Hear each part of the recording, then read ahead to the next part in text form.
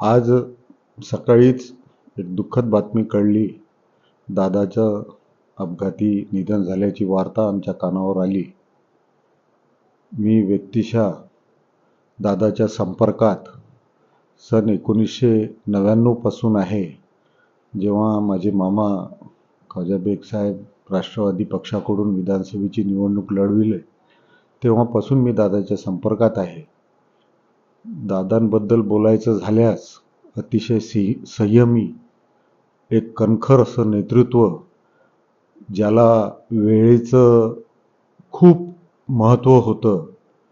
आम्ही जेव्हा दादाबद्दल विचारायचो किंवा मुंबईला त्यांची भेट घ्यायची, तर दादा सकाळी 6 वाजता एकदम रेडी असायचे आणि 6 वाजतापासून सकाळी ते कामाला लागायचे. येथे एक गोष्ट मी आवर्जून सांगू इच्छितो.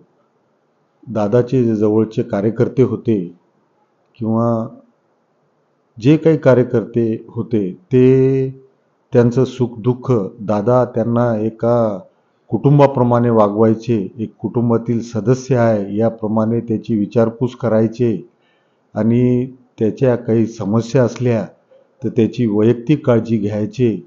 एक कार्यकर्ता जोपासणारा महाराष्ट्रातील नेता, एक कणखर नेतृत्व, एक धर्मनिरपेक्ष नेतृत्व आणि एक वेळेला फार महत्त्व देणारा एक विकास पुरुष, अशा या व्यक्तिमत्वाला महाराष्ट्र आज मुकला आहे. ती एक महाराष्ट्राची खूप मोठी हानी आहे आणि राष्ट्रवादी पक्षाची तर प्रचंड हानी झाली आहे.